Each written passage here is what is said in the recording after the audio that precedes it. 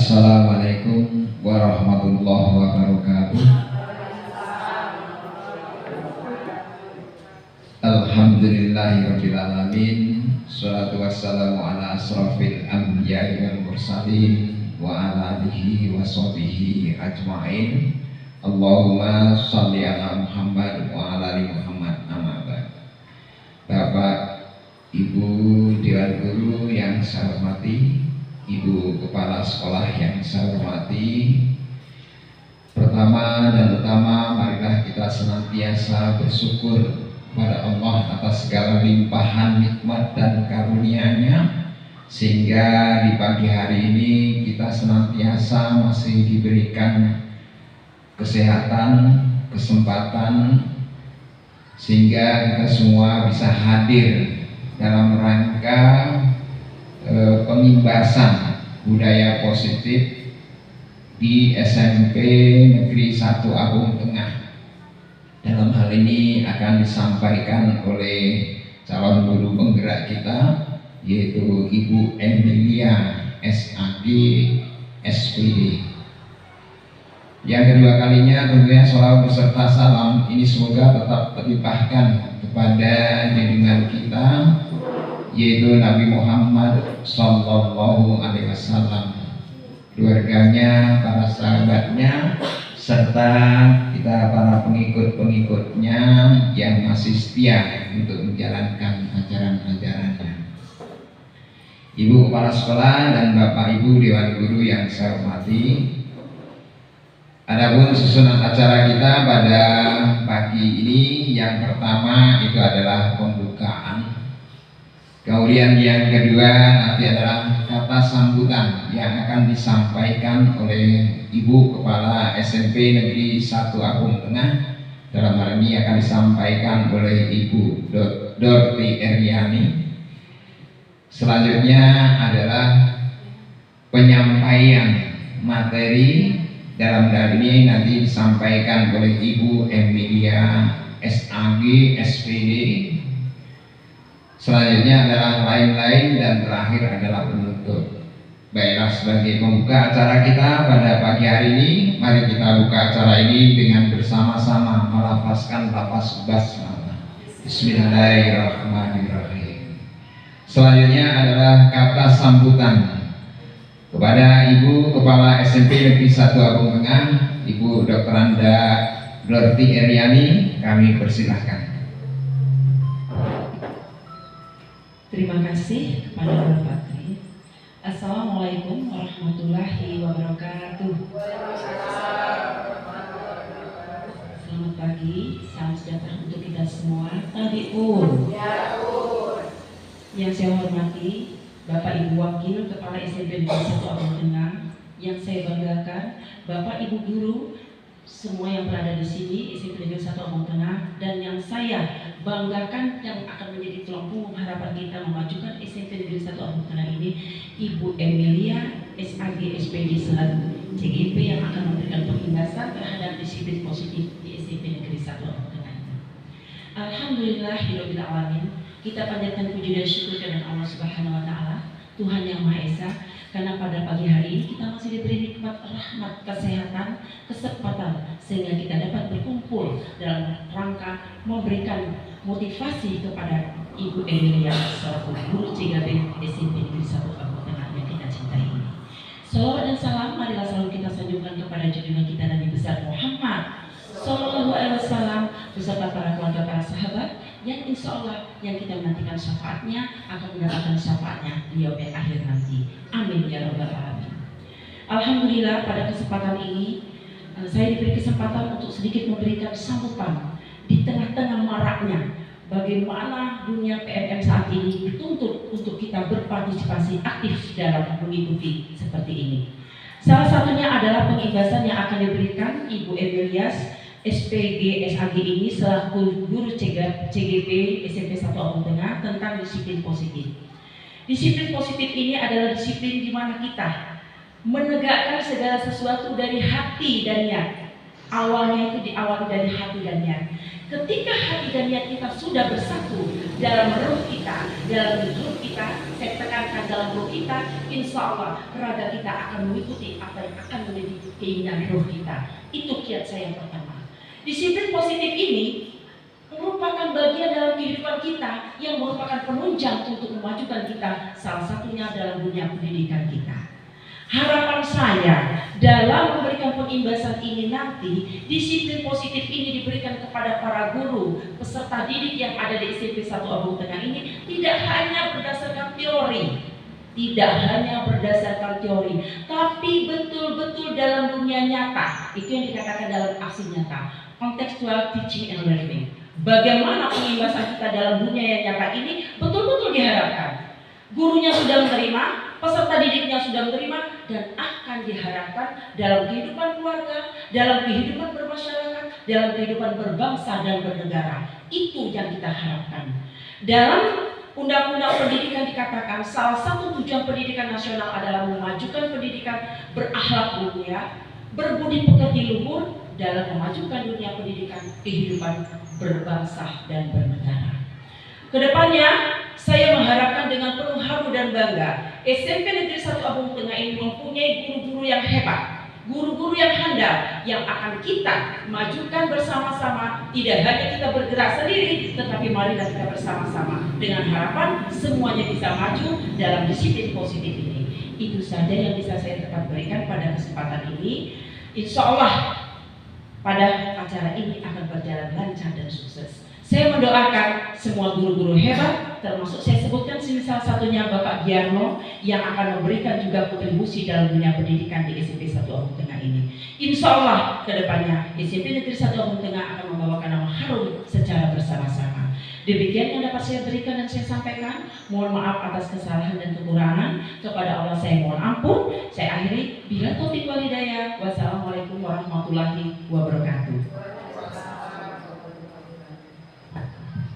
Demikian tadi telah kita dengarkan bersama kata sambutan yang disampaikan oleh Ibu Kepala Sekolah kaitannya dengan implementasi budaya positif yang insya Allah ini akan kita laksanakan di SMP Negeri 1 Abung Tengah dengan mengharapan tentunya implementasi budaya positif di dunia nyata, ya.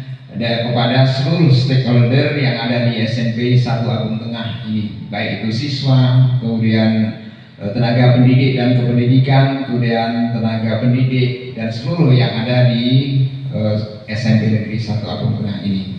Kita tentunya berdoa mudah-mudahan dalam implementasi budaya positif yang dilaksanakan kali ini bisa memberikan imbas yang sangat besar kepada seluruh warga di SMP Negeri 1 Abung Tengah ini.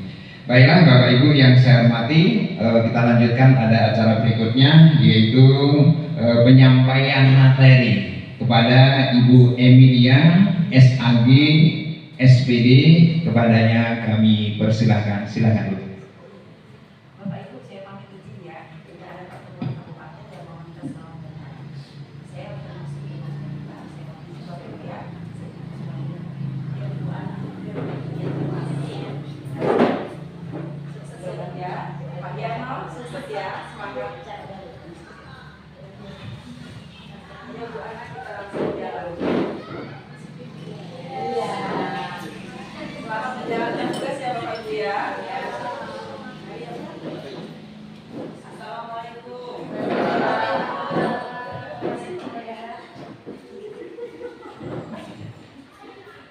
Oke, acara langsung saya ya. Assalamualaikum warahmatullahi wabarakatuh. Acara selanjutnya bersama saya Emilia, calon guru penggerak angkatan 10 Kabupaten Lampung Utara. Di sini saya akan memberikan pengimbasan tentang disiplin positif dan beberapa pengalaman yang sudah saya dapatkan selama mengikuti guru penggerak, ya. Boleh saya berpantun Bapak Ibu? Mohon izinnya. Oke. Jalan-jalan ke Tanjung Raja. Tidak lupa membawa buah. Mari kita belajar bersama untuk menerapkan disiplin positif di sekolah. Terima kasih.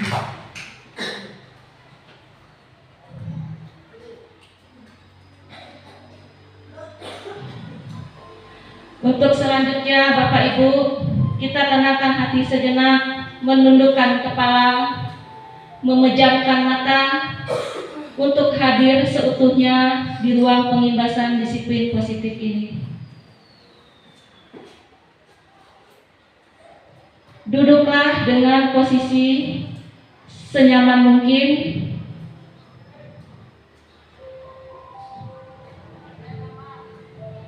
Rasakan alunan musik yang mengalir lembut di sekeliling kita. Biarkan membawa kedamaian ke dalam hati dan pikiran Bapak Ibu. Tarik napas dalam-dalam. Rasakan udara segar memenuhi paru-paru untuk menenangkan hati.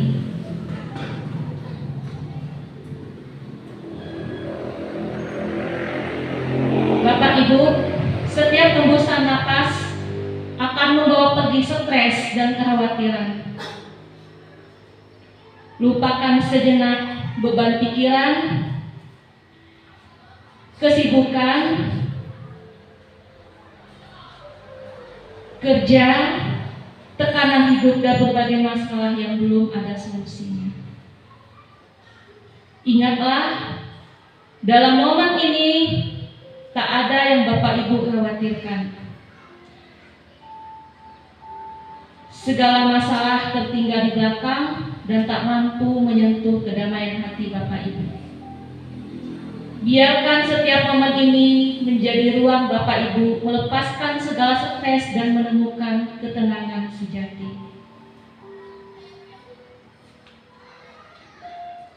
Teruslah menikmati momen ini. Rasakan setiap detik ketenangan dan kedamaian hadir. Bapak Ibu juga layak merasakan ini. Hidup adalah simfoni dan ketenangan adalah nada yang terindah yang bisa kita nikmati. Oke, bagaimana rasanya Bapak Ibu? Sudah agak rileks? Apa mungkin tertidur? Nah, ini hanya sejak ya sebelum kita ke materi yang selanjutnya. Nah, sebelumnya saya akan mengajukan pertanyaan tematik. Ada 3 pertanyaan tematik di situ ya.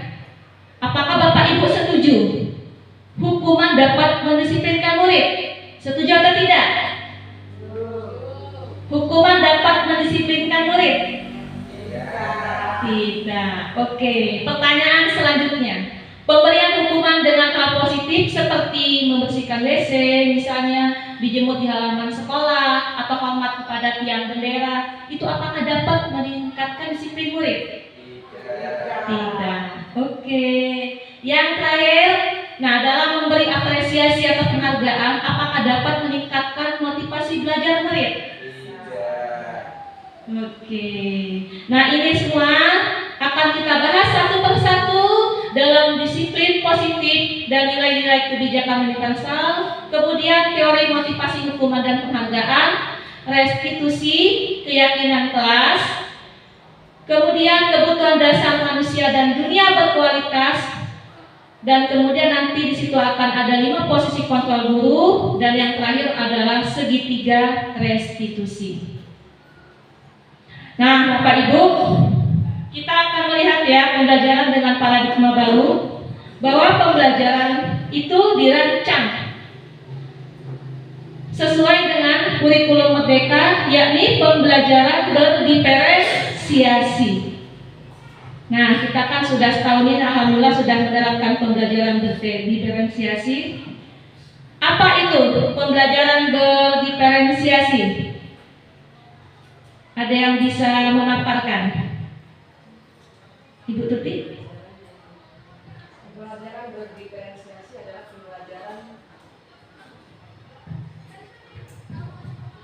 Pembelajaran berdiferensiasi adalah pembelajaran yang menyesuaikan dengan kebutuhan, bakat, minat, serta gaya belajar siswa. Oke, pembelajaran diferensiasi itu adalah pembelajaran yang disusun untuk menyesuaikan bakat, minat, dan kebutuhan gaya belajar siswa. Kenapa ya pembelajaran diferensiasi ini digalakkan sekarang? Karena sesuai dengan pemikiran KHD untuk memajukan pendidikan dan filosofi Ki Hajar Dewantara yang mengatakan bahwa ingarso sum tulodo, sebagai seorang guru kita di depan memberikan contoh atau teladan. Ing madya mangun karso, di tengah itu akan memberikan semangat, dan tuturi handayani di belakang memberikan dorongan atau semangat. Nah, setiap murid itu dirancang pembelajarannya sesuai dengan kebutuhan. Ya, jadi kita itu tidak bisa seperti dulu belajar itu kita yang atur. Kita akan memahami apa kebutuhan murid dan akan mengetahui bagaimana gaya belajar murid. Karena kecerdasan murid itu berbeda-beda, Bapak Ibu. Ya, jadi kita harus memahami maunya murid itu belajar seperti apa. Itu ya. Nah, di sini selanjutnya disiplin positif dan nilai-nilai kebajikan universal. Di situ saya contohkan ya, ada 2 orang murid. Faisal itu ada segenggam kertas, dan di dalam kertas itu dia ada sesuatu yang ditulis dan kemudian digenggam di tangannya. Dan dia dengan menggenggam erat apa yang dia tulis tadi dengan membentuk kepala.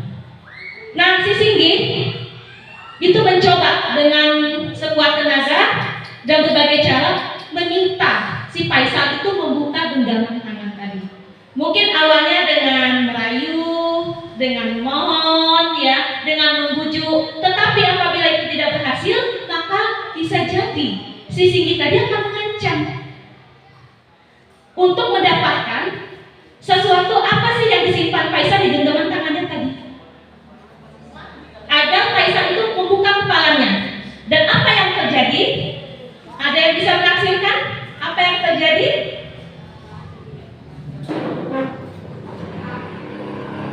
Apa? Berkelahi. Ya. Tapi secara teorinya bahwa sudah kodrat manusia akan mempertahankan hal-hal yang berharga yang dia miliki, walaupun itu sekedar memberikannya kepada orang lain untuk kebermanfaatan. Jadi siapa sih yang rela memberikan sesuatu yang berharga kepada orang lain? Begitu juga dilakukan dengan Faisal. Tapi Faisal ini punya pilihan loh ya Bapak Ibu. Jadi bisa dia menggenggam, tetap mempertahankan prinsipnya. Boleh jadi dia juga akan membuka kepala itu. Dan apapun pilihannya, Faisal punya alasan. Ya. Selanjutnya, nah ini ada miskonsepsi tentang teori kontrol. Ada ilusi Bapak Ibu bahwa guru itu bisa mengontrol murid. Nah ini ilusi ini tidak relevan lagi ya. Kalau guru itu bisa mengontrol murid, karena yang bisa mengontrol itu adalah dirinya sendiri. Selanjutnya ilusi bahwa kritik dan membuat rasa bersalah mampu menguatkan karakter. Ini juga tidak relevan. Selanjutnya ilusi bahwa orang dewasa juga berhak untuk memaksa. Nah ini saya kira tidak lagi sesuai untuk anak-anak kita yang hidup di zaman sekarang. Dan ilusi yang terakhir adalah bahwa semua penguatan positif, efektif, dan bermanfaat. Inilah nanti akan kita harapkan dengan menerapkan disiplin positif di sekolah, sehingga kalau disiplin positif tadi sudah berjalan dengan baik, akan membudaya menjadi hal yang baik, dan tentu efeknya nanti ada perubahan pada diri anak tersebut ya. Selanjutnya, nah ini ada perubahan paradigma Bapak Ibu ya. Ada stimulus respon dan teori kontrol. Bisa kita lihat di situ, kita mencoba dalam stimulus respon, kita mencoba mengubah orang dengan pandangan sesuai dengan pandangan kita. Itu dalam stimulus respon. Dan ternyata dalam teori kontrol itu kita berusaha memahami apa yang menjadi pandangan orang lain. Nah ini kadang terjadi dengan kita Bapak Ibu ya. Kita itu kadang cenderung memaksa bahwa apa yang kita pikirkan itu juga yang orang pikirkan. Padahal tidak bisa seperti itu. Karena kita akan berusaha memahami apa yang orang pikirkan.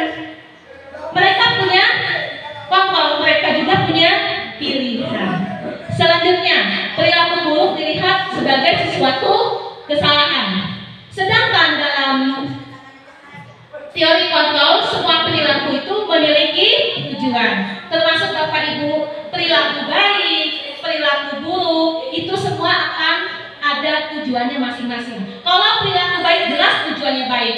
Tapi kalau perilaku buruk, mereka pun mungkin punya tujuan yang kita tidak tahu tujuannya apa. Memang selintas ya, kita memahami, oh anak itu perilakunya buruk.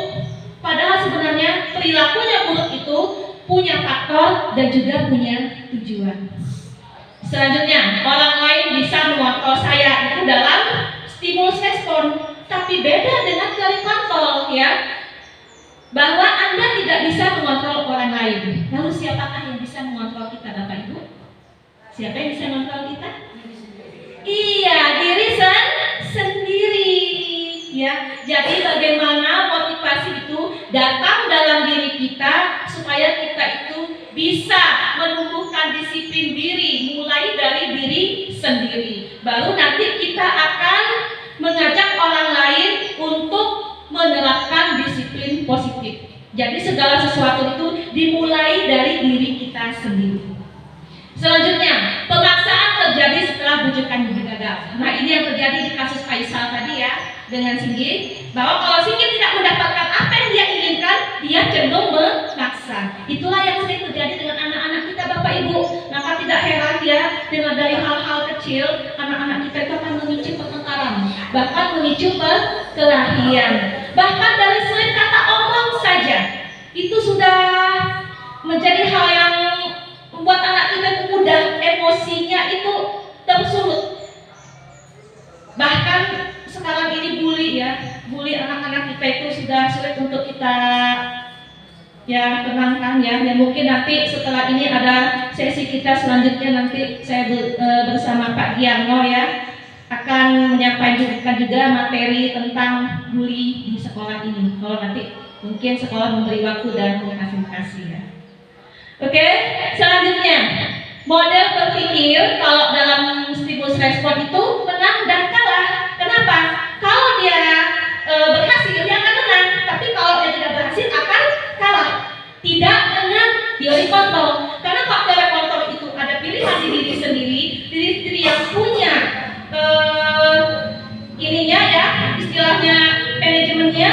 Jadi model berpikirnya menang dan menang karena berawal dari diri sendiri. Selanjutnya, nah kita mulai masuk ke disiplin positif Bapak Ibu, sebagaimana dikatakan kepala sekolah tadi ya, bahwa disiplin positif itu adalah cara menumbuhkan disiplin yang tentunya didorong dalam diri murid tanpa hukuman dan hadiah. Selain itu, penerapan disiplin positif juga mengajarkan murid itu bertanggung jawab dan bisa menumbuhkan kesadaran diri berdasarkan nilai-nilai kebajikan. Nah, ini yang nanti kita bersama-sama Bapak Ibu berkolaborasi bagaimana agar disiplin ini diterapkan di sekolah, pelan namun pasti ya, berawal dari diri kita sebagai pendidik ya. Nah, disiplin positif merupakan salah satu pendekatan disiplin untuk mengontrol perilaku seseorang dalam kesadaran dan tanggung jawab. Nah, kesadaran dan tanggung jawab ini yang digarisbawahi. Jadi disiplin positif itu nanti akan memicu kesadaran dalam diri orang, kesadaran dalam diri sendiri itu akan tumbuh, dan setelah sadar dia tentunya akan bertanggung jawab. Selain itu, tindakannya juga diwujudi dalam menghormati diri sendiri dan orang lain. Terlihat kalau orang yang tidak disiplin itu sama halnya dia tidak menghargai diri sendiri. Bagaimana dia akan menghargai orang lain sementara dirinya sendiri saja tidak dihargai? Jadi PR kita banyak ya Bapak Ibu ya. Kita sebagai guru ini sebenarnya lagi-lagi kita itu bertanya ke diri kita, tugas kita itu sebenarnya mengajar atau mendidik? Ada yang bisa memaparkan apa perbedaan mengajar dan mendidik? Silakan. Mengajar dan mendidik? Ibu Epi mungkin?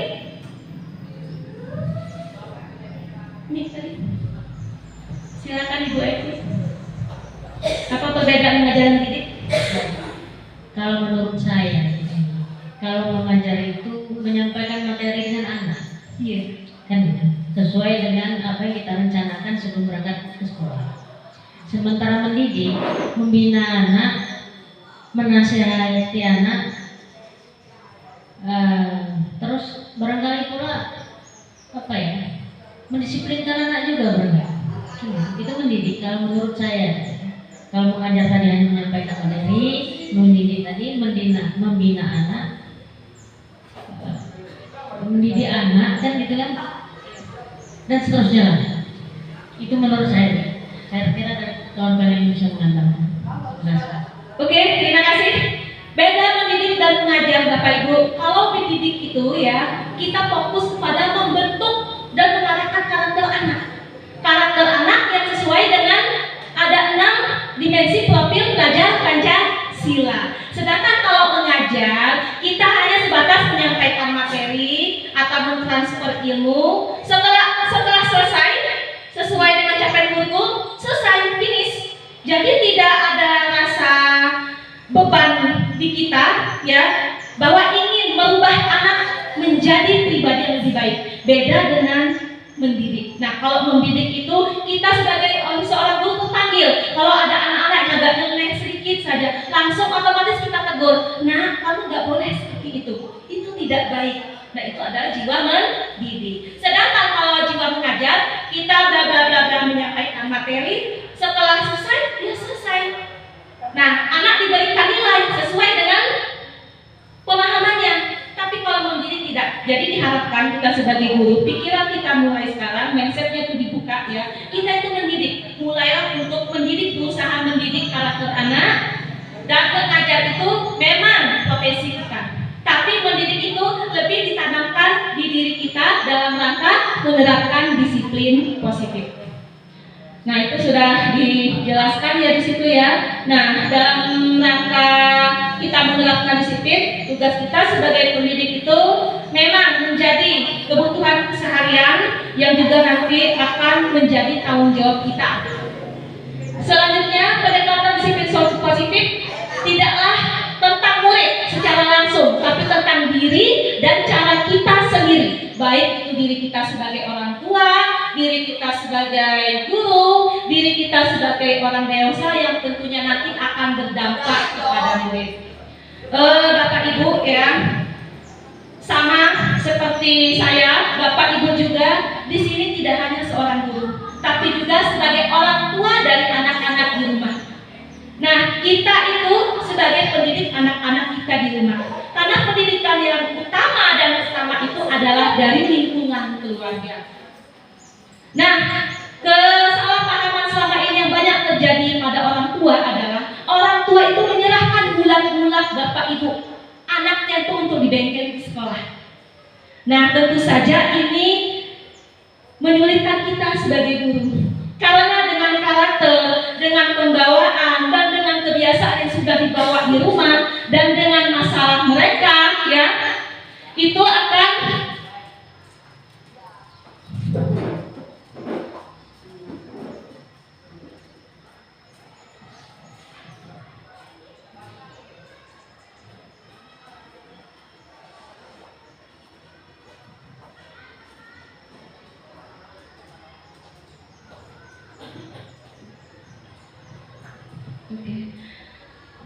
mohon maaf ya Bapak Ibu gangguan sinyal karena saya langsung di kampanye.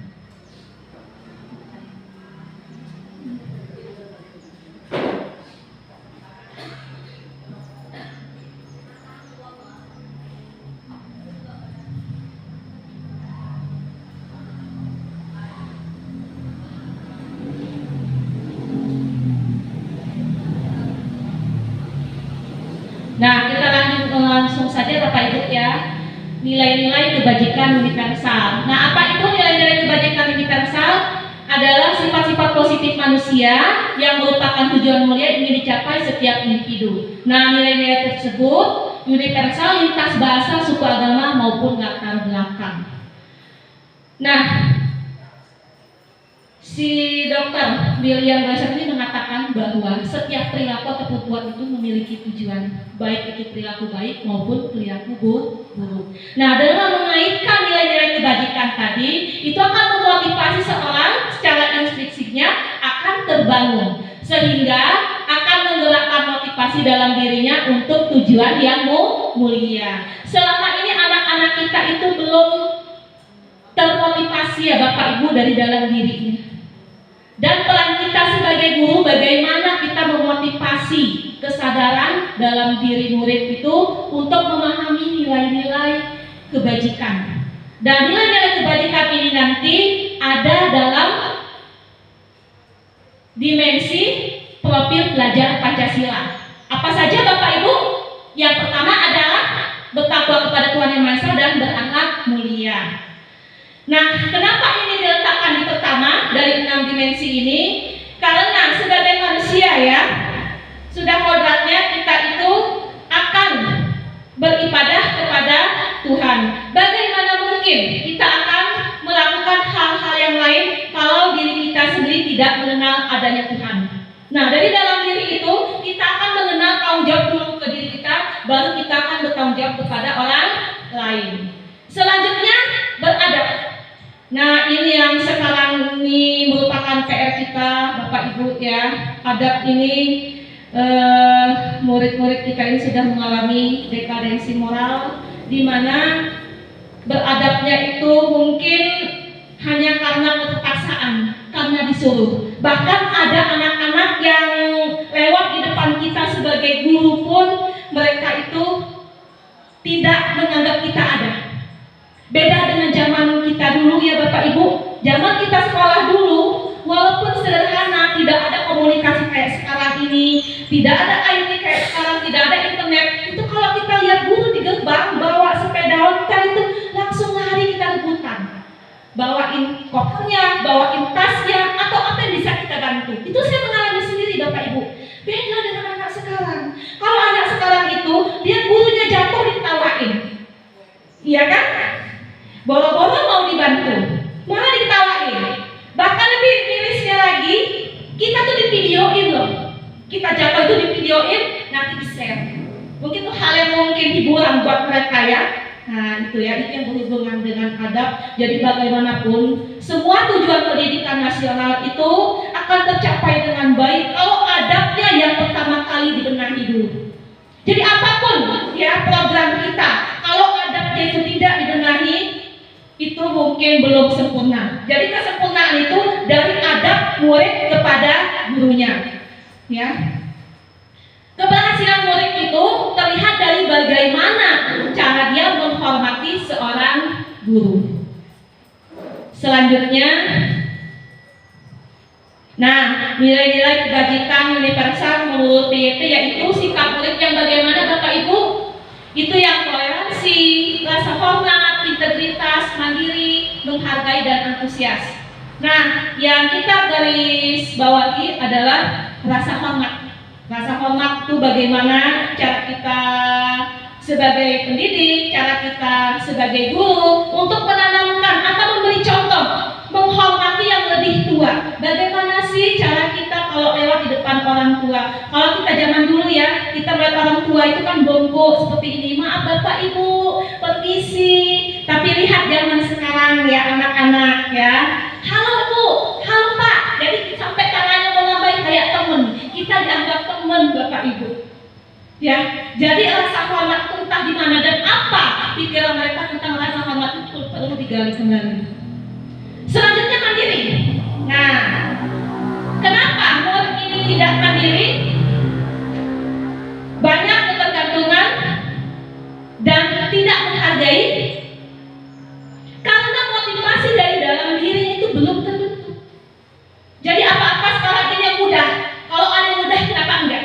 Jadi tidak mau yang sulit-sulit. Padahal yang sulit itu nanti akan menghasilkan sesuatu yang lebih baik. Jadi kalau yang prosesnya itu sulit, ya mengalami suatu hal yang menyakitkan, insya Allah akan menjadi karakter pribadi yang lebih kuat Bapak Ibu. Beda dengan anak yang terbiasa hidupnya itu nyaman, aman, tentram dan damai. Jadi tidak ada kemandirian sama sekali. Selanjutnya rasa empati. tadi keingintahuan, kreativitas, kerjasama, percaya diri, dan komitmen. Nah, kita akan memahami apa itu teori perilaku manusia. Oh, kayaknya ngantuk semua ya.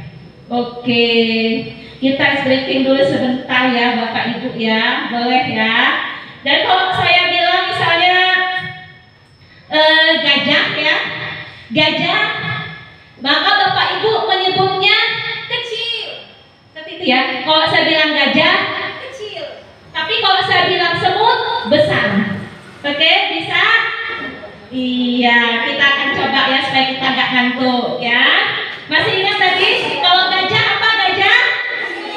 Iya, kalau semut? Iya.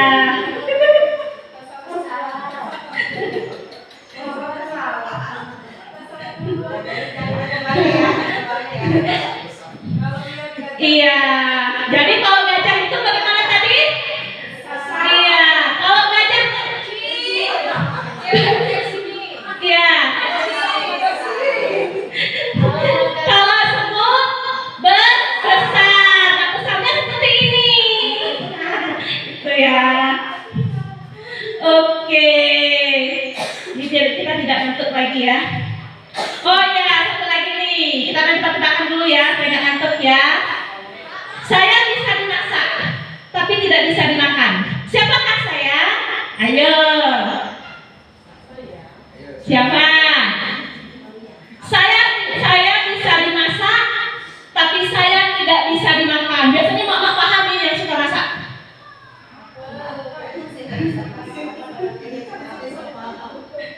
Ada yang bisa? Dia bisa dimasak, tapi tidak bisa dimakan. Ini bahan masakan, Ibu. Bahan masakan. Apa Ibu Pera? Ya, yang ahli masak. Yang suka buat masakan kalau di SD-nya, masakannya enak. Apa?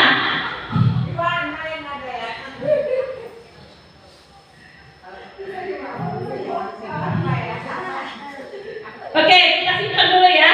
Nanti jadi dipikirkan ya, jadi PR ya. Ingat tadi kata kuncinya, ya.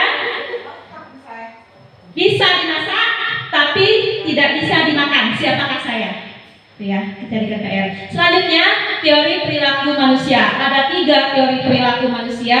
Yang pertama, menghindari ketidaknyamanan atau hukuman.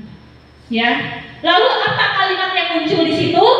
Apa yang akan terjadi apabila saya tidak melakukannya? Jadi kalau seorang itu berpikir untuk menghindari ketidaknyamanan atau hukuman, itu apa yang terjadi ya kira-kira kalau saya tidak melakukannya? Dan ini tentu merupakan motivasi dari eksternal. Apa itu motivasi eksternal? Motivasi yang dari luar dirinya, bisa dari orang lain. Ya. Jangankan anaknya Bapak Ibu yang suka menghindari peraturan sekolah, kalau ada peraturan sudah tahu melanggar tapi pura-pura tidak tahu. Kita pun sebagai manusia pun kadang-kadang melanggar aturan kita sendiri ya. Sering ya kita sebagai orang dewasa pun melanggar aturan. Kita selama ini selalu menjadi anak nakal. Tapi kita sebagai orang dewasa pun kita juga sering nakal. Apa kenakalan orang dewasa Bapak Ibu? Kita paham kenakalan anak.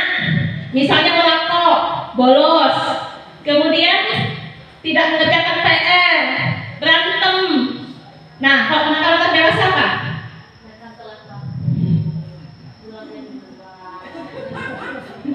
Itu kenakalan orang dewasa ya.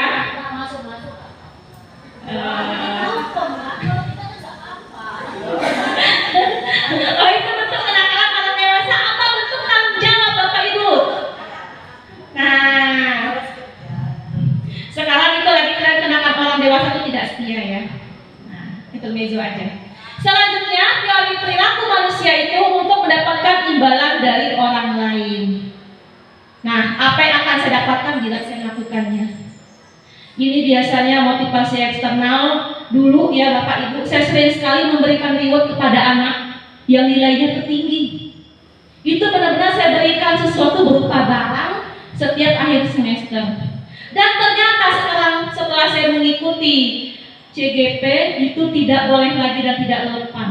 Karena apa? Nanti akan kita bahas ya. Mengapa itu hadiah itu sama dengan hukuman, penghargaan itu sama dengan hukuman.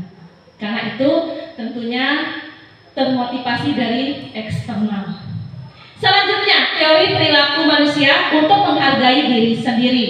Nah, ini yang harusnya kita munculkan sebagai guru ya. Jadi bagaimana kita akan berusaha agar anak itu bisa menghargai dirinya sendiri dulu. Dengan dia mengerjakan tugas tepat waktu, berarti dia sudah menghargai dirinya sendiri. Kalau anak yang tidak sayang dengan dirinya, dia akan membiarkan dirinya untuk selalu kena marah oleh guru-guru. Ada anak yang seperti itu ya, dimarah pun, bahkan diworo-woro, sangat sedih ya kita lihat ya kalau ayahnya semacam seperti ini. Silakan nak, kumpul tugas, ngadep gurunya masing-masing. Nah, jadi kita guru ini seperti tukang kredit ya Bapak Ibu ya. Kita yang menagih tugas anak. Seharusnya itu adalah bentuk tanggung jawab dari anak. Kalau anak itu merasa kurang apa yang jadi tagihannya itu, dia akan datang sama gurunya. Kita dulu juga seperti itu, kita juga pernah menjadi murid. Jadi kalau kita tuh merasa, oh nilai saya ini kurang, kayaknya kemarin saya tidak masuk deh, tidak banyak masuk atau ada kesalahan apa ya. Nah, kita itu akan menambahnya itu dengan mencari guru itu, minta tugas. Tapi apakah sekarang ada anak yang seperti itu? Apakah ada? Nah, ini tadi ya. Bagaimana caranya bagi kita itu bisa memunculkan motivasi dalam diri anak untuk menghargai dirinya sendiri. Karena ini adalah merupakan tujuan dari disiplin positif. Nah, ini tadi yang awal saya katakan ya, bahwa penghargaan itu sama dengan hukuman. Kenapa demikian Bapak Ibu? Ini hal yang tidak terduga yang saya pelajari sekarang ya. Setelah saya paham dengan CGP ini, saya mulai berpikir ternyata dalam kurikulum Merdeka itu kita harus berlaku adil. Jadi kita itu tidak relevan lagi untuk memberikan hadiah atau penghargaan kepada anak. Kenapa? Karena dengan kita memberikan penghargaan kepada anak, ada 3 hal di situ ya. Ada 3 hal yang akan menjadi dampaknya. Yang pertama, penghargaan itu menurunkan kualitas. Nah, kualitas ini nanti bisa jangka pendek dan jangka panjang. Karena penghargaan itu menghukum. Kenapa begitu? Karena kalau anak yang sudah pernah dapat sesuatu yang berharga atau hadiah dari gurunya, dia akan tepuk dada Bapak Ibu. Ini loh saya berhasil menjadi anak yang berprestasi. Saya ranking 1. Jadi rasa sombongnya tadi, rasa tingginya tadi menyebabkan dia menurunkan kualitas dirinya. Kenapa? Dia akan malas belajar. Dia merasa dirinya sudah tinggi. Makanya itu tidak relevan lagi. Dampak yang kedua adalah penghargaan itu mematikan kreativitas. Nah, karena apa? Ini tentu akan mengurangi ketepatan ya. Dampak yang ketiga adalah penghargaan mengurangi motivasi dari intrinsik. Sebagai contoh Bapak Ibu, terkadang kita sebagai wali kelas itu bingung ya kalau dihadapkan pada nilai yang dua-duanya sama. Misalnya antara si A dengan si B. Si A nilainya 83, si B nilainya 83. Kita bingung kan, sementara ranking itu biasanya hanya 1 yang diambil. Nah, kita tentu akan melihat anak ini kan dari perilaku kan.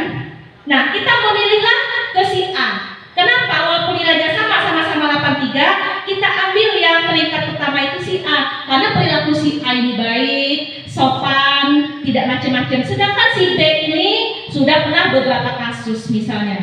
Tapi dengan nanti anak itu melihat di rapor ya, kok nilai saya sama?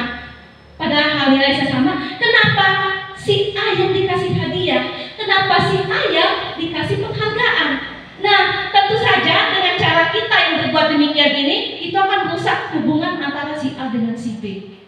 Yang awalnya si A dengan si B ini mungkin berteman, bersahabat, gara-gara pemberian penghargaan ini tadi, si A dan si B akan jadi renggang. Makanya pemberian penghargaan itu akan berdampak pada merusak hubungan. Ya. Selanjutnya, nah, di sini ada tugas ya Bapak Ibu.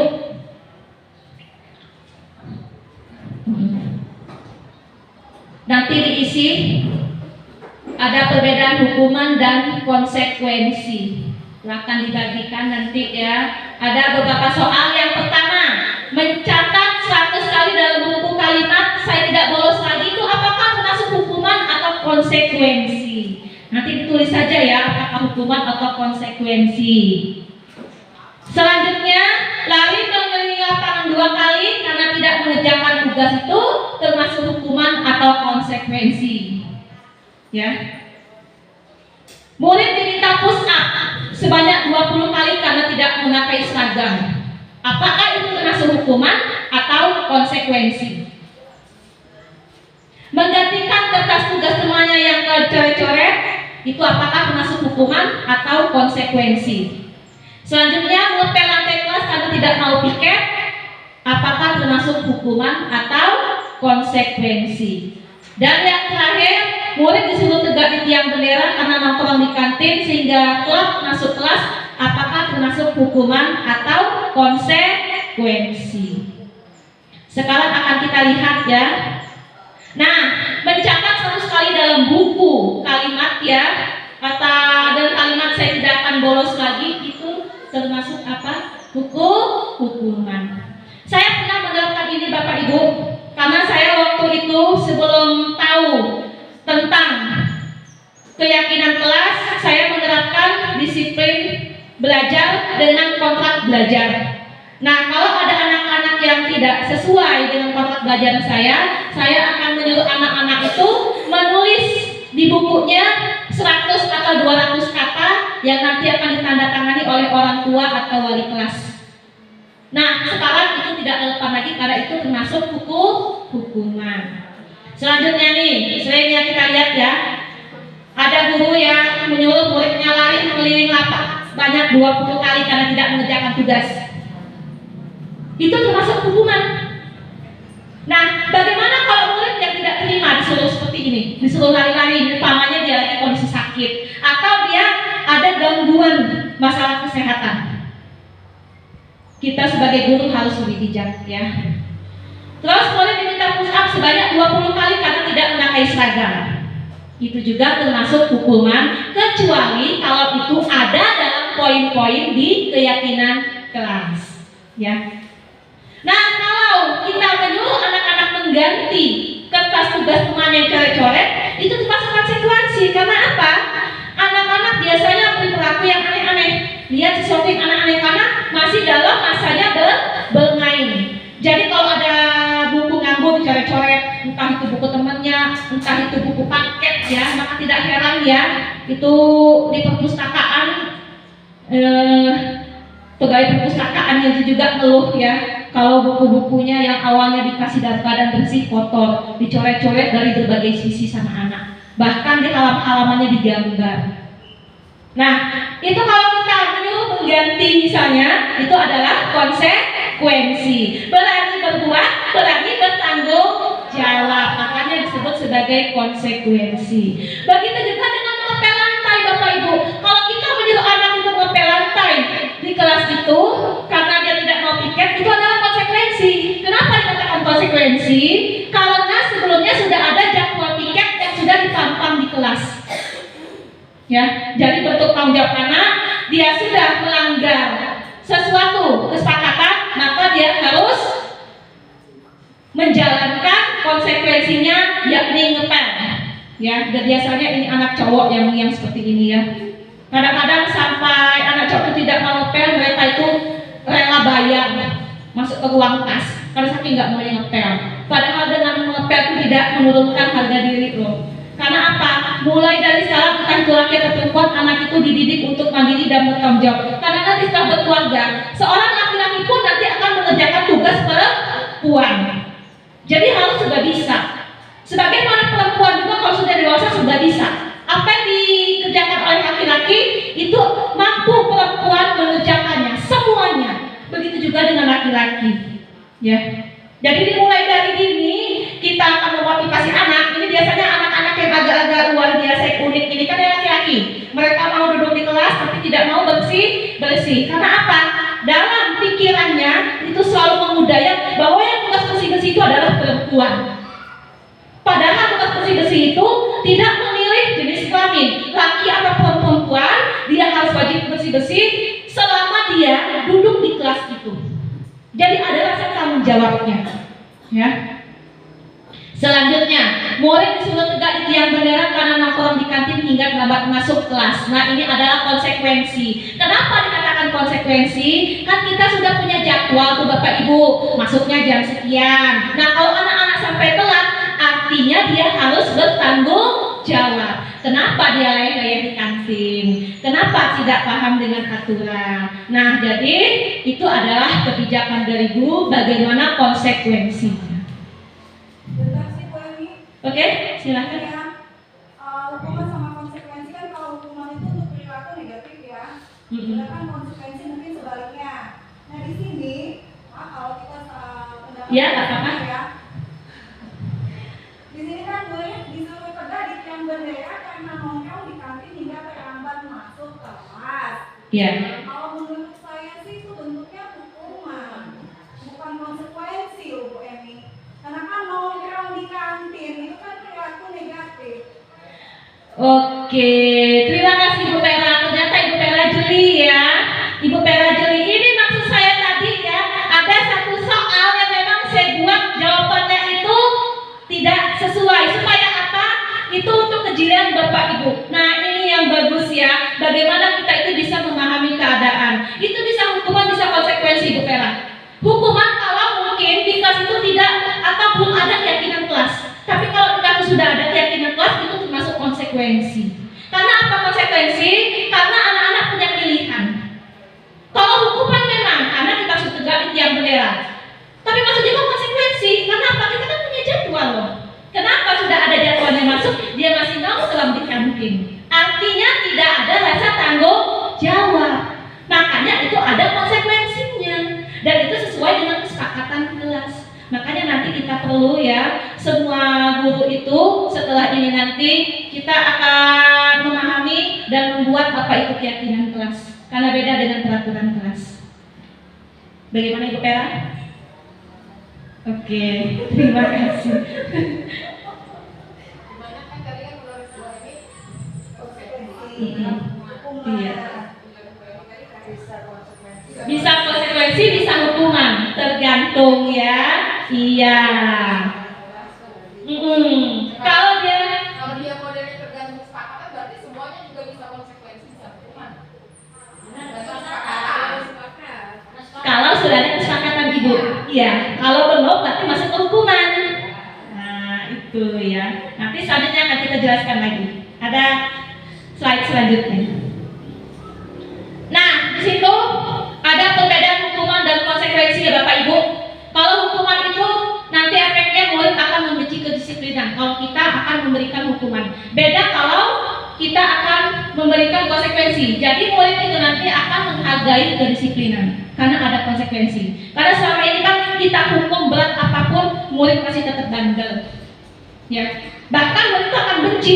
Aku ini kena hukum terus, dah ibu itu tuh. Luar aku ini dihukum. Nah, seperti itu ya. Bosan rasanya saya dihukum. Sebentar marah bapak itu, sebentar marah ibu itu. Nah, seperti itu ya. Jadi lama-lama murid akan membenci apa itu kata disiplin. Apa sih itu disiplin? Itu kan? Tapi beda dengan konsekuensi. Jadi dengan konsekuensi itu murid akan menghargai kedisiplinan. Nah kalau hukuman itu tentu dengan paksaan ya Bapak Ibu ya. Karena yang namanya hukuman kan dipaksa. Tapi kalau konsekuensi itu ada stimulus dan tanggapan. Itu perbedaannya. Selanjutnya tuh hukuman itu mendorong murid menyakiti dirinya sendiri. Sedangkan kalau konsekuensi itu mendorong murid untuk menyesuaikan diri. Banyak murid-murid efek dari hukuman dia menyakiti dirinya sendiri karena tidak kuat dengan hukuman. Dia akan menyalahkan guru. Kalau dia tidak menyalahkan orang lain, dia akan menyakiti dirinya sendiri. Tapi kalau konsekuensi itu akan mendorong murid menyesuaikan diri. Karena ada konsekuensinya loh kalau saya berperilaku seperti ini. Jadi bagaimana saya itu supaya lebih baik? Karena kalau saya lakukan hal yang buruk, ada konsekuensi harus saya lakukan. Nah, kalau hukuman itu konsep dirinya yang buruk. Kenapa? Kalau terusan dihukum, nanti murid itu akan banyak efek atau dampak negatifnya. Salah satunya itu murid itu akan semakin bandel. Selain itu murid juga akan menjadi pribadi yang pendendam. Nah, kalau konsekuensi itu menjadi konsep diri yang baik. Kenapa baik? Karena sesuai dengan keyakinan atau kesepakatan. Dia akan berusaha merubah dirinya dari motivasi intrinsik, jadi bukan dari orang lain. Murid belajar untuk menyembunyikan kesalahan, bukan tentang hukum. Jadi andaikan ada murid itu, kalau kita ini biasanya guru BP ya Ibu ya, kalau kita tanya, kita mungkin pendekatannya belum paham dengan keadaan murid itu, kalau ditanya kan ada murid yang diem, kenapa sih nak kamu melakukan ini, diem sekali ya. Itu kenapa? Karena akibat dari hukuman, murid itu belajar untuk menutupi kesalahan. Tapi kalau sudah mulai murid itu menutupi kesalahan yang pertama, kedua, dan selanjutnya, ini akan menjadi terbiasa nanti untuk menyembunyikan kesalahan. Efeknya nanti murid akan selalu berbohong. Sedangkan kalau konsekuensi, murid itu berusaha untuk mematuhi aturan. Dan yang selanjutnya, kalau hukuman itu akan menimbulkan perasaan murid itu marah, rasa bersalah, rasa dipermalukan, juga merasa tidak dihargai. Dia akan mau ya Bapak Ibu kok kita hukum ya, apalagi kita permalukan di depan kelas. Kamu lagi sih, kok kamu terus sih? Itu kan murid jadi rendah diri. Kenapa sih kita sebagai guru, kenapa sih guru nggak manggil saya? Karena saya sendiri pernah ya seperti ini dihukum sama guru dulu, dipermalukan di depan kelas. Jadi perasaan saya waktu itu seperti dunia ini kiamat deh. Kenapa kiamat? Malu saya ya. Kalau guru itu langsung menunjuk, kamu itu salah loh. Nah, guru yang bijak itu sebaiknya murid itu dipanggil, diajak bicara pribadi 4 mata ya, berdua. Kenapa nak kamu melakukan itu? Jadi harga dirinya itu tidak begitu rendah di hadapan teman-temannya. Dengan kita membuka langsung, jadi murid itu jatuh mental ya. Tapi beda dengan konsekuensi. Mungkin murid hanya akan kehilangan hak, tapi dan tidak nyaman, hanya kasihan sementara. Tapi dari situ murid akan belajar untuk memenuhi rasa tanggung jawab ya. Nah, kita beralih ke keyakinan kelas. Keyakinan kelas itu berawal dari peraturan kelas ya Bapak Ibu, dan keyakinan kelas dan lingkup yang lebih besar lagi menjadi lingkungan yang positif, baru nanti akan berkembang menjadi budaya positif.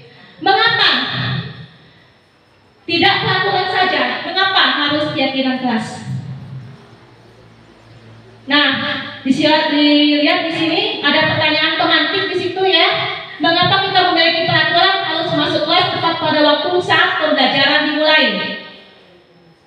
Nah, itu kenapa? Karena untuk mendukung motivasi intrinsik dan kembali ke nilai-nilai keyakinan kelas. Nah, keyakinan kelas itu apa Bapak Ibu? Keyakinan kelas merupakan salah satu disiplin positif yang diterapkan dengan mengembangkan budaya-budaya positif. Jadi keyakinan kelas itu adalah pernyataan-pernyataan universal yang dibuat dengan kalimat positif dan didasari dengan motivasi dalam diri sendiri, mudah diingat dan dipahami serta diterapkan di lingkungan kelas itu.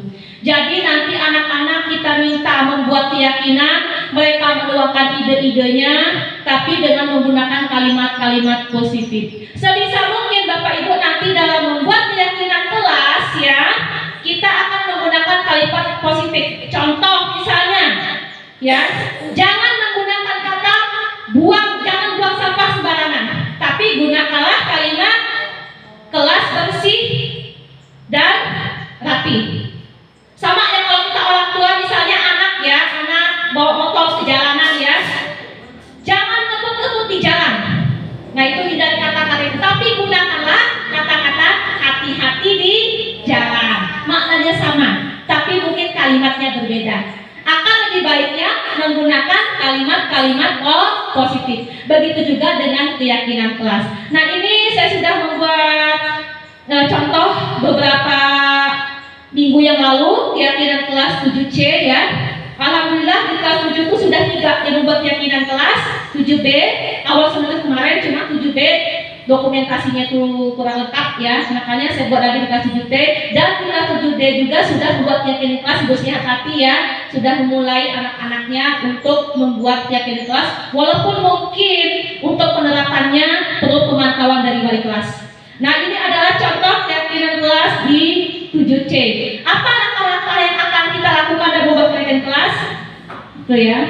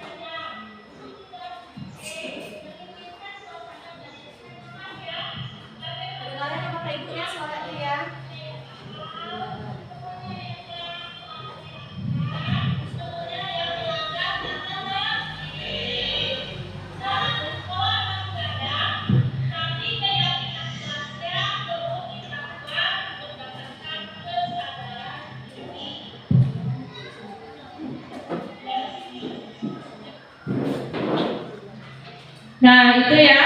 Jadi langkah awal yang kita lakukan adalah memberikan kepahaman kepada murid apa itu keyakinan kelas. Mungkin kata-kata keyakinan kelas itu masih asing di telinga murid ya. Tapi kita sebagai guru, sebagai wali kelas memberikan pemahaman apa itu keyakinan kelas dan tanyakan pendapat murid itu apa masa dan harapan kelasnya. Nah, nanti itu akan dituangkan kalau saya kemarin menggunakan kertas post-it ya, kertas post-it warna-warni yang membedakan jenis kelamin, misalnya di situ biru untuk laki-laki dan yang kuning untuk perempuan. Lalu langkah selanjutnya ya Bapak Ibu. Nah, kita mengeksplorasi konsep atau ide murid ya. Nah, itu dilihat ya.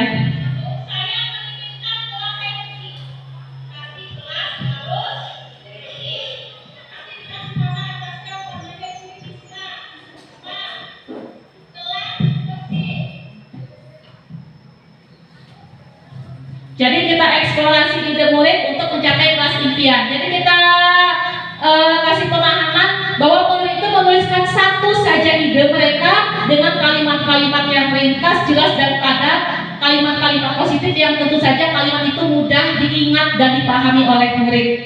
Nah, itu langkah yang kedua ya. Langkah selanjutnya, nah ini adalah proses murid untuk menulis dan menempelkan keyakinan kelas yang mereka inginkan.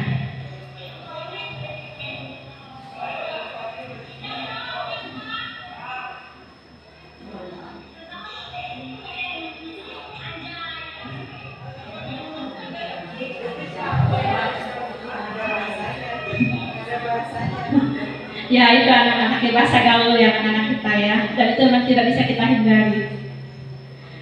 Itu proses ya. Jadi memang kita menyiapkan waktu benar untuk membuat keyakinan kelas ini karena prosesnya itu panjang ya. Jadi mulai anak-anak menuliskan keyakinannya, kemudian menempelnya satu persatu di depan, diurutkan mana yang untuk laki dan mana yang untuk perempuan supaya berbeda ya. Selanjutnya mengecek dan menyepakati keyakinan kelas.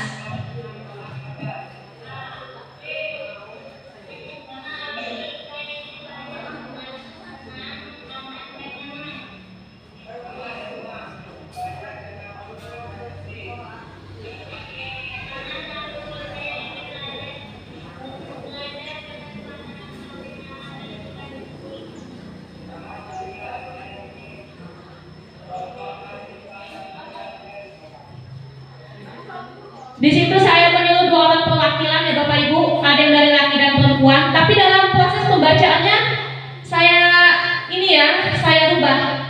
Yang perempuan membaca hasil tulisan yang laki dan yang laki membaca tulisan yang perempuan. Dan di situ seru ya Bapak Ibu. Ada yang ketawa, ada yang ngomong, ada yang komen, nah itu punya saya, nah itu punya saya. Kok ini namanya anak-anak ya? Ada yang memang tulisannya tidak terbaca. Jadi disitulah serunya.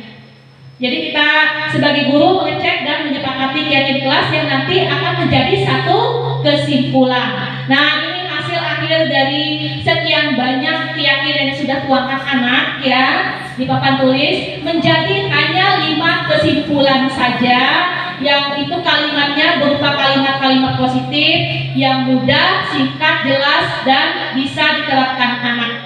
Nah ini contoh yang sudah jadi ya, bahwa kita itu memahami keyakinan kelas itu dibuat bersama dengan murid itu akan berdampak positif dan untuk menunjang keberhasilan kelas. Kalau sudah jadi Bapak Ibu, nanti akan kita print seperti ini. Jadi kita print, kita tempel di kelas yang mudah dilewati anak, ya.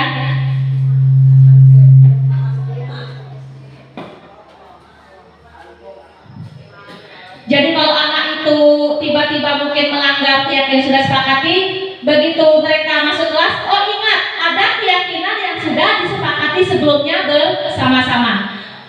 Misalnya ada pertanyaan, apakah yang keyakinan kelas ini hanya dibuat oleh wali kelas? Tidak. Jadi guru mapel pun boleh membuat keyakinan kelas, yakni kesepakatan belajar. Ya, jadi biasanya sebelum pembelajaran dimulai atau ajaran baru, keyakinan kelas itu atau kesepakatan itu bisa dibuat bersama murid ya. Nah, berapa poinnya tergantung dari kebutuhan Bapak Ibu. Jadi setiap guru mapel nanti untuk mungkin mendisiplinkan dalam rangka kita mengajar agar suasana itu aman, tenang dan menyenangkan, kita boleh membuat kesepakatan belajar. Kalau dulu saya kontrak belajar ya Pak Tri ya. Ada 10 kontrak belajar yang saya buat, tapi setelah saya sekarang paham, saya berubah menjadi kesepakatan belajar. Kenapa? Kalau kontrak belajar itu didominasi saya yang buat, terus konsekuensinya dari saya menentukan. Sementara kalau kesepakatan kelas itu kita buat bersama-sama dengan murid, konsekuensinya pun biarlah murid yang mencari penyelesaiannya. Kenapa? Kita sebagai guru hanya mengarahkan saja. Mengarahkan menuntun anak, apa sih maunya anak, belajarnya seperti apa. Nah itu ya, mungkin sebagai guru kita harus lebih bijak ya, karena maunya anak kadang aneh-aneh yang gak sesuai dengan keinginan kita. Tapi kita berusaha paham, itulah pembelajaran di era kurikulum merdeka. Nah selanjutnya kita akan memahami apa itu kebutuhan dasar manusia. Bapak Ibu, ada 5 kebutuhan dasar manusia. Yang pertama adalah bertahan hidup. Bertahan hidup ini adalah kebutuhan pokok ya Bapak Ibu ya, di mana bertahan hidup ini berhubungan dengan makanan, pakaian, tempat tinggal, keamanan dan kesehatan. Ini saya kira sudah paham semua ya. Kalau bertahan hidup itu tentu dengan cara makan, dengan ada pakaian, ada tempat tinggal dan lain sebagainya. Selanjutnya kasih sayang dan rasa diterima. Nah, kasih sayang ini Bapak Ibu bisa terjadi apabila anak itu kurang mendapatkannya di rumah. Kita itu sebagai guru kadang-kadang kalau kita ngajar itu ya lihat anak yang suka duduk di pojok menyendiri, nggak ada teman ya. Di saat teman-teman lain mungkin duduknya itu secara berkelompok, ada circle-nya. Ini biasanya dia menyendiri, duduk ngelamun. Nah biasanya anak-anak ini punya beban ya. Bisa jadi dia kurang kasih sayang di rumahnya, atau mungkin dia tidak diterima sama teman-temannya, atau mungkin punya kekurangan yang di mata teman-temannya itu membuat dia tidak percaya diri. Jadi dia merasa rendah diri. Makanya suka ada murid itu kalau dia dibully yang begini ini kan biasanya rawan dengan korban bulian. Karena sedang anak-anak membuli murid-murid yang seperti ini. Ya. Nah, kita sebagai guru ya Bapak Ibu perlu harus memahami bagaimana memberikan kasih sayang murid dan rasa diterima di lingkungan sekolah selama kita mengajar. Karena banyak faktor anak-anak, terutama anak-anak kita yang latar belakang orang tuanya itu jauh ya, kerja di luar negeri, dititipkan sama nenek, wajar aja kalau kasih sayang itu kurang. Jadi kalau kurang di keluarga kasih itu, mereka akan mencarinya di luar. Khawatirnya nanti kalau mereka carinya di luar, itu akan salah dapatnya. Terutama anak cewek. Anak cewek ini kan kalau urusan keluarga kasih sayang kan baperan ya. Apalagi kalau yang memberi kasih sayang itu cowok. Baru dipuji sedikit nanti sudah. Nah itu ya khawatirnya ya. Akhirnya nanti tergelincir ke pergaulan-pergaulan yang tidak baik. Selanjutnya penguasaan. Nah penguasaan itu adalah kebutuhan dasar manusia. Itu meliputi harga diri, keinginan untuk dianggap, memimpin, prestasi, atau keinginan untuk didengar. Nah, biasanya penguasaan ini didominasi oleh seseorang yang merasa sudah berhasil. Misal, contoh, kalau anak TK itu lari-lari ya, halo ibu, asik, saya sudah berhasil loh mendahului ibu, ayo bu kejar saya. Nah itu adalah kalimat-kalimat penguasaan kalau dia berhasil mendahului gurunya walaupun itu lari. Itu biasanya anak TK ya. Kalau anak SMP, biasanya penguasaan itu mereka yang mampu melebihi teman-temannya. Misalnya dalam hal prestasi, dia berprestasi, dia lebih lah ya. Jadi itulah penguasaannya. Jadi keinginan untuk dianggap sama teman-temannya, dan juga dia itu ada kepemimpinan dari dalam dirinya berkat penguasaannya tadi. Selanjutnya kebebasan. Nah kebutuhan manusia selanjutnya adalah kebebasan. Di sini kebebasan itu akan berdampak ya pada setiap orang yang di antara kebutuhan ini tidak dipenuhi. Itu lebih ke mengendalikan kemampuan diri ya, kalau kebebasan tadi. Kenapa? Sering kita lihat kalau anak itu suka tidur di kelas pada jam belajar ya. Kadang-kadang kita menjelaskan bla bla bla bla, apalagi waktunya 3 jam. Tiba-tiba anak sudah tidur di pojok. Tiba-tiba mereka sudah ngorok sampai kedengaran, dibangunkan pun mereka juga marah ya. Nah, ini kenapa anak lakukan ini? Tentu mereka itu pengen bebas. Mungkin di rumah dia tidak bisa tidur, di rumah dia banyak beban kerjaan, di sekolah tempat dia tidur. Makanya sebagai seorang guru yang bijak, kita tanya dulu, kenapa sih anak itu tidur? Kemungkinan jawaban sekarang itu banyak kalau anak itu suka tidur di kelas ya. Salah satunya adalah karena begadang, banyak main game. Dan ironis ya, ada pertanyaan saya Bapak Ibu ya, untuk hal ini, kenapa anak-anak kita itu lebih senang dengan ini Bapak Ibu, dengan benda ini, daripada kita orang tuanya atau kita gurunya. Bahkan anak bayi pun itu usia 3 bulan sudah paham dengan benda ini. Kenapa? Oke, karena menarik Ibu Siti Maria. Siapa lagi? Kenapa lagi? Lebih seru. Oke. Ada lagi? Kenapa anak-anak kok lebih senang ini? Bahkan tidur pun ini jangan sampai ketinggalan kalau di bawah bantal. Dan kalau bangun tidur ya Bapak Ibu, apa yang dicari anak yang pertama? Ini yang dicari. Jadi sampai ini ketinggalan pun anak-anak itu merasa kalau ada di dalam tidurnya itu yang hilang. Kalau ini sampai nggak ada. Apalagi kalau ini disita sama gurunya ya, wow luar biasa ya. Anak itu ya perilakunya ya. Kalau HP-nya sampai disita sama gurunya. Nah itu kenapa Bapak Ibu?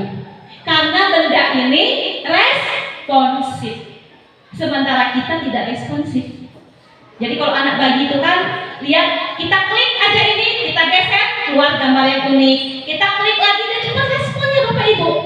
Makanya anak-anak itu senang, banyak fitur-fitur yang menjanjikan. Sementara kalau kita ditoel saja sama anak kita, mak, anak kita tuh mak, marahkan kita, nanti dulu saya di sini. Kan seperti itu ya. Begitu juga kalau kita di sekolah, Bu, Ibu, padahal anak itu pengen menyampaikan sesuatu, tapi kadang-kadang kita itu apa? Gitu kan? Jadi dengan kata-kata seperti itu, anak-anak itu yang tadinya pengen mengungkapkan, jadi nggak jadi. Kenapa?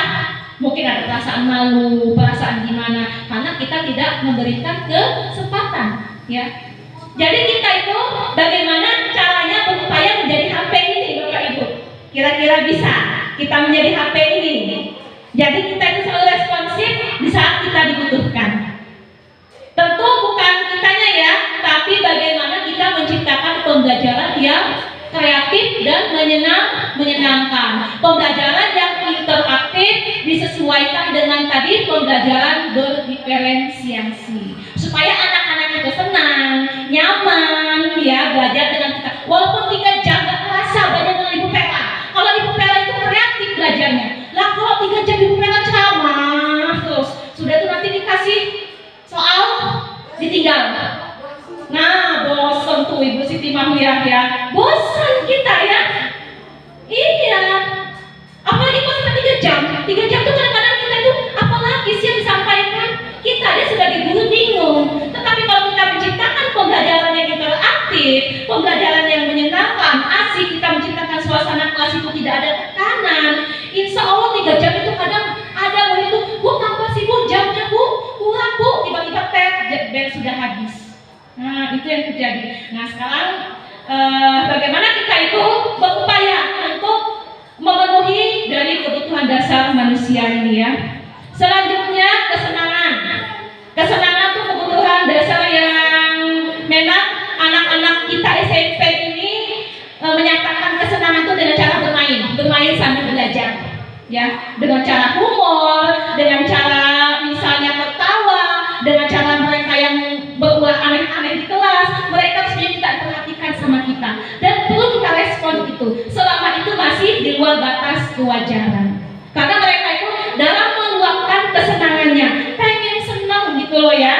Jadi kalau kita guru itu pembelajaran terlalu saklek ya, anak-anak itu bosan, kaku. Karena apa? Dari gestur tubuh pun guru itu misalnya, bosan saya sama ibu itu, kerjaannya marah aja, mukanya kusut. Jadi dari muka itu anak-anak sudah merasakan bahwa kesan yang pertama itu sudah nggak enak. Kita juga dulu pernah jadi murid ya, kita kan punya guru favorit ya. Siapa guru favorit kita? Tentu guru yang menyenangkan ya. Nah itu cocok kata Ibu Siti Mahliah, tidak membosankan. Selanjutnya, tapi ini tadi Bapak Ibu, kebutuhan dasar manusia ini akan terpenuhi kalau punya uang ya, kalau kita dewasa ya. Jadi semuanya kalau punya uang akan terpenuhi. Kalau tidak punya uang, kira-kira terpenuhi tidak? Tidak ya. Begitu juga dengan anak-anak. Jadi kalau anak-anak itu nakal ya, berlaku hal-hal yang aneh, mungkin salah 1, 2 atau 3 dari kebutuhan dasar ini belum terpenuhi. Selanjutnya, 5 posisi kontrol guru. Nah, ini 5 posisi kontrol guru. Nanti dari sini kita akan melihat kita itu sebagai guru apa. Ya, dari 5 posisi kontrol ini. Yang pertama, posisi sebagai penghukum. Seperti apa sih guru yang suka menghukum itu? Nah, dari guru yang suka menghukum itu bisa menggunakan fisik dan verbal, dengan menyakiti, dengan mengucapkan kata-kata mengejek, menghina, gitu ya. Itu sudah menghukum. Kamu, umpamanya, sudah.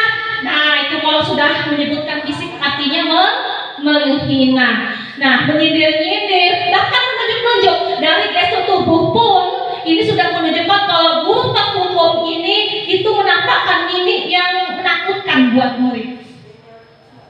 Apa dampaknya Bapak Ibu? Ada dampak ya. Dampaknya itu akan mengulangi dan anak-anak ini tadi bukannya sadar, mau tambah bandel. Iya. Nambah menjadi, iya betul, nambah menjadi. Bahkan bukan tidak mungkin nanti kalau keseringan kita menghukum, kita disepelekan. Ibu itu, bosan saya lihat ibu itu, sudah tahu caranya menghukum terus. Bandel dia nanti ya, itu efeknya. Nah, dari dalam jiwanya akan timbul pemberontak dan pendendam. Pendendam dengan guru itu, karena guru itu sering menghukum dia, apalagi kalau sampai hukuman fisik. Makanya itu sekarang tidak diperbolehkan lagi. Selanjutnya, posisi kontrol pembuat rasa bersalah. Nah, posisi kontrol ini biasanya guru itu bersuara lembut ya, menunjukkan kekecewaan gimana gitu, kayak aduh, ternyuh bener dengan kelakuan anak ya. Bikin dengan kalimat misalnya, ibu kecewa loh sama kamu nak, sehingga kita ngomong kayak gitu kok kita sudah capek gitu ya. Ibu kecewa sama kamu, kecewa sekali. Kenapa sih kamu masih mengulang lagi? Jadi suaranya lembut. Nah, anak-anak itu biasanya responnya itu akan tertunduk. Dia itu akan merasa bersalah ya, merasa bersalah, mungkin akan merasa rendah diri, akan merasa tidak dihargai. Itu dampaknya. Tapi dalam dirinya, untuk selanjutnya nanti karena dia timbul rasa bersalah, dia akan menyangkal dan akan menutupi kebohongan. Selanjutnya posisi sebagai teman. Posisi sebagai teman, guru yang seperti ini dia akan merangkul anak seperti teman, mengajaknya ngobrol ya, dan juga kata-katanya juga itu tidak menyakiti. Ya, seperti teman lah ya, seperti sahabat dengan anak. Jadi tidak ada perbedaan. Misalnya kalau dia berusaha untuk menyadarkan anak melakukan apa gitu ya, konsekuensi akan ngomong, ayolah nak, bantu ibu, nanti ibu ditegur lo sama kepala sekolah, kasihan lo sama ibu. Itu sebagai teman ya. Jadi dia merangkul anak, berusaha berupaya bagaimana anak itu nyaman bersama dia. Tapi ada efeknya Bapak Ibu ya. Anak itu menjadi ketergantungan dan hanya dekat dengan satu guru itu, tapi tidak dengan yang lain. Itu efeknya. Jadi dia tidak bisa mandiri, tidak bisa mengambil keputusan sendiri. Dia harus sama guru itu. Ada anak yang begitu milih ya, saya sama Bu Tika aja lah, saya nggak mau sama ibu yang lain, saya sama Ibu Tika. Karena apa? Mungkin bisa jadi cara pendekatan Ibu Tika pada anak itu dalam misalkan masaku sebagai teman. Selanjutnya sebagai pemantau. Nah, sebagai pemantau di sini Bapak Ibu ya, pemantau artinya memonitor atau mengawasi apa peraturannya sih nak, apa sih konsekuensinya. Nah, kalimat-kalimat itu yang sering kita lontarkan dari guru sebagai pemantau. Apa dampaknya? Dampaknya itu anak-anak akan berpikir nanti ya, itu mendapatkan hukuman atau hadiah. Itu pikiran anak, karena guru sebagai pemantau. Selain itu dalam dirinya, anak itu hanya akan menyesuaikan kalau diawasi. Kok tidak diawasi enggak? Itu yang efeknya ya. Selanjutnya sebagai manajer yang terakhir. Nah, sebagai manajer ini adalah posisi guru sebagai mentor, di mana guru itu akan berbicara dari hati ke hati kepada murid. Dia akan mempersilahkan murid itu bertanggung jawab untuk mengarahkan murid agar menemukan masalahnya sendiri. Dan biasanya guru itu akan bertanya kepada murid, kamu ingat nggak dengan keyakinan kita nak? Apa yang sudah kita sepakati? Jadi dia akan menanyakan keyakinan. Selanjutnya kalau kamu pengen berubah, apa rencana kamu tidak lanjut? Jadi guru itu mengarahkan Bapak Ibu, mengarahkan anak itu mencari solusi dari permasalahannya sendiri. Jadi bukan kita yang memberikan solusi. Dan ini yang diharapkan dari 5 posisi kontrol ini, yang paling ideal adalah sebagai manajer. Karena kita akan memotivasi anak untuk menjadi manajer bagi dirinya sendiri. Sedangkan yang keempat ini tidak relevan lagi, apalagi sebagai penghukum ya. Penghukum, pembuat rasa bersalah, teman, pemantau. Tapi terkadang ada sisi lain, kita itu harus ya melaksanakan salah satu dari posisi 5 kontrol ini. Itu tidak menutup kemungkinan. Walaupun di antara 5-5-nya yang manajerlah yang paling ideal. Selanjutnya, nah ini kalimat-kalimatnya ya dari 5 posisi kontrol. Misalnya tadi sudah saya jelaskan sebelumnya, orang yang pembuat rasa bersalah itu akan mengatakan kalimat, saya kecewa sekali dengan kamu. Ya. Selanjutnya kalau penghukum itu kamu tidak benar-benar melakukannya. Kamu lagi sih, saya bosan dengan kamu. Kamu terus. Kenapa kamu tidak terlambat? Kenapa kamu harus? Nah seperti itu kalimatnya ya. Kalau yang sebagai penghukum. Nah kalau pemantau biasanya guru itu akan memberikan semacam apresiasi. Apakah kamu pengen dapat bintang hari ini? Nah biasanya kalau pemberian bintang itu untuk anak SD ya. Kalau untuk anak SD itu nggak relevan ya. Nah kalau sebagai bantu ibu, bantu bapak. Itu ya. Selanjutnya restitusi. Restitusi ini adalah menciptakan kondisi bagi murid untuk memperbaiki kesalahannya sehingga mereka bisa kembali kepada kelompoknya agar lebih kuat. Nah, kenapa kita memerlukan segitiga restitusi? Karena segitiga restitusi ini suatu proses dialog yang dijalankan oleh guru agar menghasilkan murid yang mandiri dan bertanggung jawab. Ada 3 tahapan segitiga restitusi ini, Bapak Ibu. Yang pertama adalah menstabilkan identitas, ya. Apa kalimat-kalimat yang sering digunakan dalam menstabilkan identitas anak? Yang pertama, setiap orang pernah melakukan kesalahan. Sering nggak Bapak Ibu ngomong kayak gitu? Ya, itu artinya Bapak Ibu sudah dalam tahap menstabilkan identitas. Selanjutnya, kamu bukan satu-satunya loh nak yang melakukan kesalahan ini. Sebelumnya pernah si A. Itu juga kalimat-kalimat yang sudah Ibu lakukan untuk menstabilkan identitas. Tapi ada tahap selanjutnya Bapak Ibu, tidak cukup di situ. Tahap yang kedua adalah untuk memvalidasi tindakan salah. Apa kalimat-kalimatnya? Kamu tentu punya alasan kenapa kamu melakukan itu. Sering ya. Apa coba alasan kamu? Kenapa kamu bolos? Kenapa kamu melawan guru? Nah, itu artinya kita sudah memvalidasi tindakan salah. Sama halnya kita memvalidasi kebutuhan. Kebutuhan apa sih yang tidak dipenuhi oleh anak itu sehingga anak itu melakukan kesalahan itu? Apalagi kalimatnya, adakah yang lebih efektifkah yang bisa kamu lakukan selain itu? Nah itu ya, itu adalah validasi tindakan salah. Dan selama ini Bapak Ibu, saya sering menghadapi anak tapi sampai tahap ke validasi tindakan salah. Jadi menstabilkan identitas sudah, validasi tindakan salah, tapi belum pada menanyakan keyakinan. Dan tahapan yang ketiga adalah menanyakan keyakinan. Karena kan kita kan belum buat keyakinan ya. Nah, apa kalimat-kalimatnya? Kalimatnya adalah, dari apa sih yang kamu sepakati? Kamu ingin menjadi orang seperti apa? Nah, itu adalah contoh penanganan masalah anak dengan menggunakan segitiga restitusi. Nah, ini adalah contoh ya, Bapak Ibu, video yang saya buat untuk segitiga restitusi.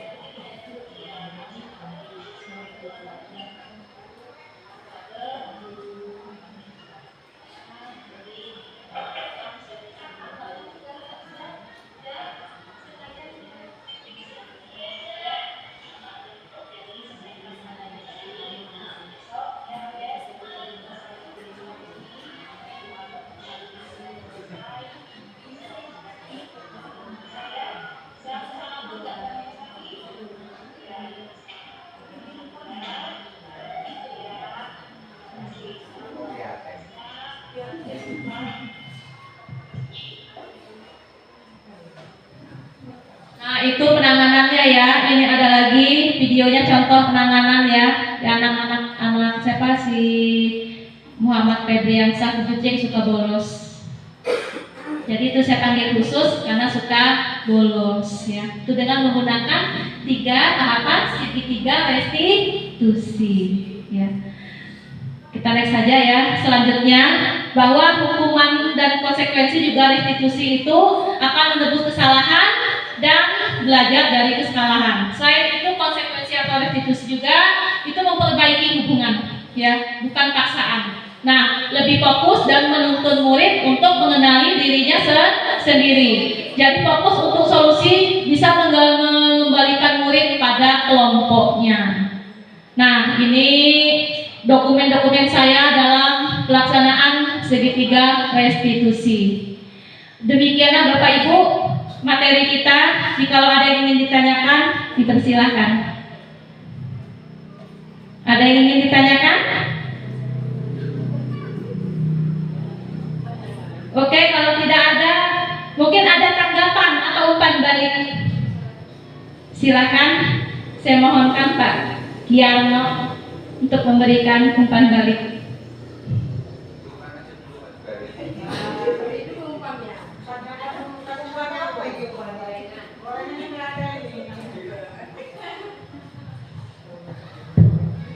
Baik, terima kasih atas waktu dan kesempatannya untuk memberikan feedback atau umpan balik dari kegiatan budaya positif ya. Nah, budaya positif yang dilakukan oleh guru semuanya berawal untuk kita semuanya. Terima kasih Bu Emilia. Ini salah satu, ini baru satu modul ini. Ilmu yang didapatkan sudah banyak sekali. Iya, satu modul Pak. Ya. Padahal masih ada 2 modul lagi. 6 modul lagi. Ini gunanya kita ikut di pendidikan guru penggerak. Selain dapat ilmu, kita juga diberi duit. Iya kan Bu? Iya. Iya. Ayo yang tertarik boleh. Itu mungkin hanya efek dari kegiatan kita. Yang jelas kegiatan itu kita dapat ilmu dan pengalaman, kemudian akan merubah mindset kita, merubah cara berpikir kita yang selama ini itu kurang tepat.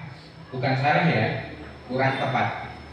Di awal mungkin kita menganggap anak itu seperti ketika kita sekolah dulu, kita kuliah dulu, anak itu seperti tabula rasa. Iya kan?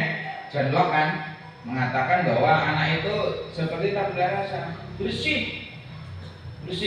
Nah, kemudian kita sebagai guru ini yang akan memberikan warna. Ternyata anggapan itu kurang tepat. Nah itu. Yang tepat, anak itu lahir itu sudah mempunyai kodrat, ya kan Bu? Iya. Kodrat alam sama kodrat zaman. Kodrat alam itu berarti anak lahir itu sudah mempunyai kodratnya masing-masing. Nah, tugas guru itu bukan merubah kodrat, tapi memperjelas kodrat yang dibawa oleh anak. Nah itu. Maka tugas guru di sini di sekolah itu bukan mengajar, tapi yang lebih tepat adalah menuntun. Nah ini, apa anak yang mempunyai kodrat tadi kita perjelas kodrat dia, bakat dia, hobi dia dan lain sebagainya itu kita perjelas, bukan pemaksaan. Misalkan kita guru bahasa, anak harus pintar bahasa gitu. Anak yang matematika, kita guru matematika bangga kalau anaknya dipaksa supaya pintar matematika. Atau kita sebagai orang tua yang memaksa anak kita nggak suka pelajaran tertentu malah dileskan, ya kan? Nah itu bertentangan sekali dengan kodrat yang dibawa oleh anak. Nah itu kita kemudian budaya positif ini tadi mungkin lebih tepatnya lagi, lebih hebatnya lagi kalau kita terapkan di rumah Bapak Ibu. Nah tadi budaya positif tadi kita sebagai apa, sebagai manajer dan lain sebagainya itu kita terapkan di rumah. Memberikan sesuatu kepada anak kita di rumah itu kalau tidak bisa memberikan sesuatu yang baik, kita berikan doa yang terbaik. Nah, gitu. Jangan sampai keluar kata-kata yang tidak mengenakan, apalagi dengan anak kita sendiri kan gitu. Itu berakibat dari tadi kan gitu. Itu untuk kegiatan budaya positif. Yang jelas kegiatan ini tidak kita bisa berjalan mungkin Bu Emil, kita perlu kolaborasi, kita perlu kerjasama, kita perlu pemahaman. Sekolah itu bukan milik seseorang, sekolah itu milik kita bersama. Apapun yang ada di sekolah itu kita manfaatkan sebaik mungkin. Lebih baik rusak dipakai daripada mulus tapi tidak dipakai. Nah gitu. Gedung ini rusak nggak apa-apa kalau untuk belajar. Nah gitu. Itu yang ada di sekolah ini. Mari kita bersama-sama ada pepatah mengatakan hebat sendiri mah sudah biasa. Tapi kalau hebat bersama itu yang luar biasa. Nah gitu. Mungkin saya memberikan sedikit contoh kalau saya apa yang saya lakukan ini. Mungkin saya nggak terlalu banyak kuar-kuar atau begitu. Kalau saya mulai dari diri sendiri, nah, termasuk pengelolaan kelas itu, yang penting kita berbuat yang terbaik. Nah, ya, saya kira cukup itu kan balik dari saya, mudah-mudahan untuk memotivasi teman-teman yang lain. Monggo yang lain, waktu saya kembalikan. Oke, terima kasih Bapak Ibu ya. Demikianlah bisa saya sampaikan ya. Untuk kedepannya saya mohon nanti kolaborasinya dengan rekan-rekan guru agar kita sama-sama nanti bisa menerapkan disiplin positif ini bersama-sama dengan anak kita di sekolah ataupun di rumah sebagai orang tua. Demikianlah saya akhiri. Bila topik wahda, wassalamualaikum warahmatullahi wabarakatuh. Saya kembalikan kepada moderator.